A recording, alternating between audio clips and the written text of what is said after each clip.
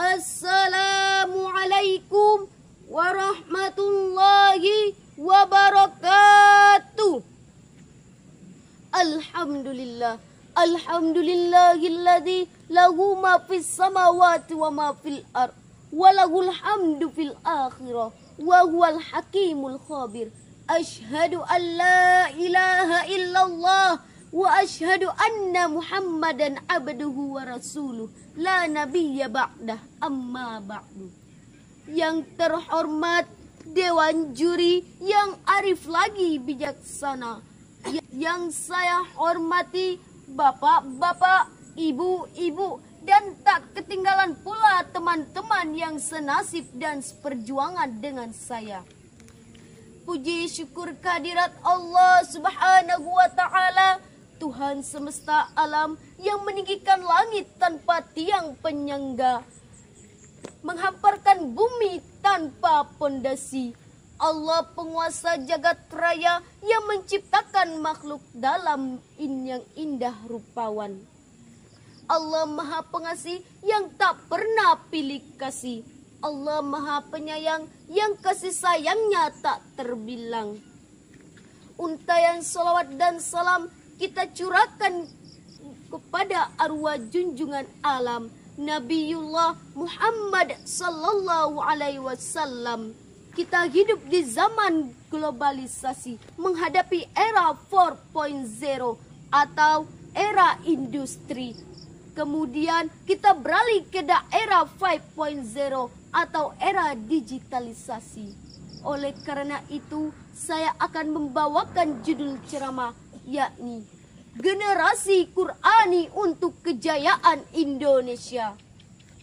Generasi Qur'ani adalah generasi muda yang berpegang teguh pada Al-Quran, menjadikan Al-Quran sebagai pedoman hidup. Kita wajib meyakini Islam sebagai agama yang benar di sisi Allah, dan wajib pula meyakini wahyu Allah, yaitu Al-Quranul Karim, sebagai mukjizat terbesar bagi Nabi Muhammad sallallahu alaihi wasallam untuk disampaikan kepada umatnya. Hadirin yang dimuliakan Allah. Lantas bagi generasi muda penerus Islam, is all the person, Al-Quran is the book of science, yang berarti Islam adalah bapaknya ilmu pengetahuan, dan ilmu pengetahuan adalah kitab-kitab suci Al-Quran. Orang Inggris menyebutkan the truth of Islam and Holy Quran, dan orang-orang Arab mengatakan hakikatul Islam wal Quranul Karim, yaitu hakikat kebenaran Islam dan kitab suci Al-Quran. Hadirin yang dimuliakan Allah, Gaston Carr berkata, Al-Quran adalah sumber Islam, berisi semua prinsip tentang peradaban modern. Faktanya ada saat ini. Kita harus percaya bahwa peradaban kita dibentuk atas prinsip pokok dari Al-Quran. Hadirin yang dimuliakan Allah, masa muda merupakan masa yang penuh dengan harapan, penuh dengan cita-cita, penuh romantika kehidupan yang sangat indah. Keindahan masa muda dihiasi dengan bentuk fisik masih kuat, perjalanan masih cepat, pendengaran masih akurat, pikiran pun masih kuat.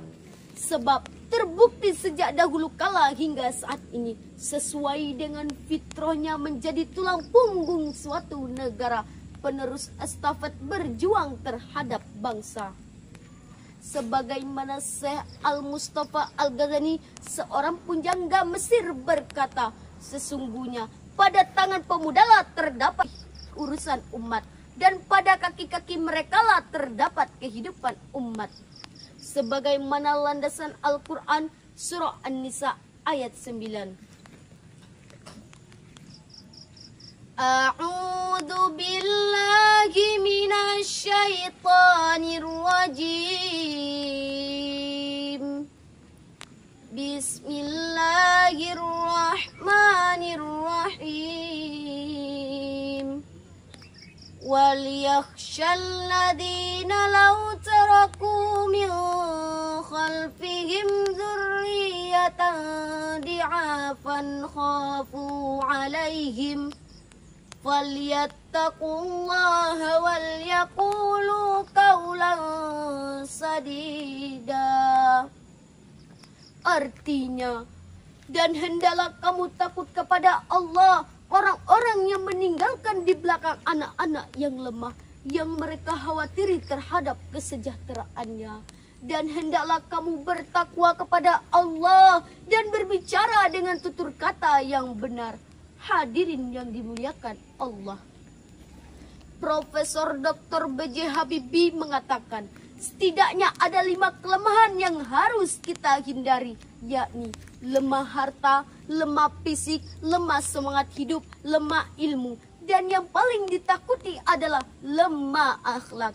Jika 5 kelemahan ini terdapat pada generasi muda, saya yakin mereka bukan menjadi pelopor pembangunan, tetapi menjadi penghancur pembangunan. Kini zaman modern, anak muda selalu ingin tampil keren, narkoba rok singkat sudah tren. Ini bukan kebudayaan Islam yang modern. Ingatlah, hari kiamat nanti kena goreng. Hadirin yang dimuliakan Allah. Sejak tahun 1908, masa kebangkitan nasional sampai menjelang detik-detik proklamasi dikumandangkan. Para pemuda pendahulu, mereka berjuang menjadi grand and old man. Istilah Bung Karno menjadi Stuttgeber, bahkan menjadi the founding father. Pendiri pergerakan yang mampu merebut kemerdekaan. Sejarah tersebut mengajarkan kepada kita agar memiliki rasa semangat juang yang tinggi serta tanggung jawab yang penuh terhadap kelangsungan nusa bangsa dan agama. Hadirin yang dimuliakan Allah, the young today is the leader tomorrow. Pemuda hari ini adalah jago-jagonya pemimpin di masa yang akan datang. Sebab insan yang pemalas tidak akan merasa manisnya madu, melainkan akan tenggelam dalam pahitnya empedu. No a gift with a fine. Tiada perjuangan tanpa pengorbanan.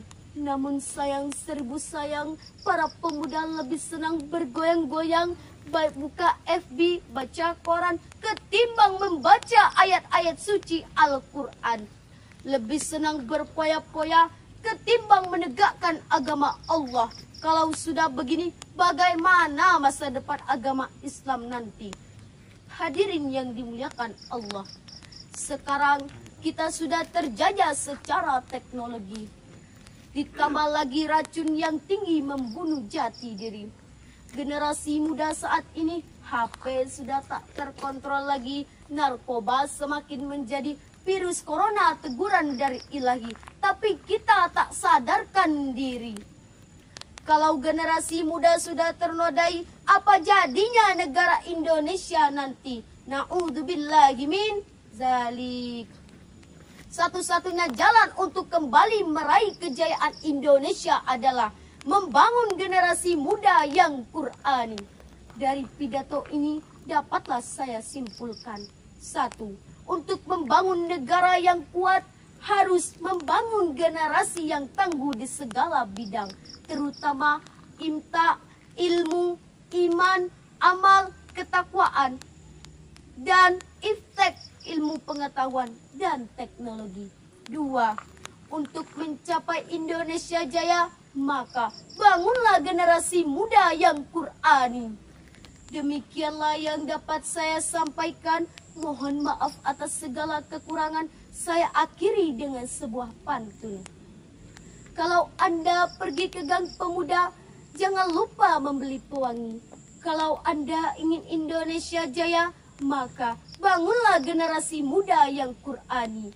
Wabillahi taufik wa hidayah. Wassalamualaikum warahmatullahi wabarakatuh.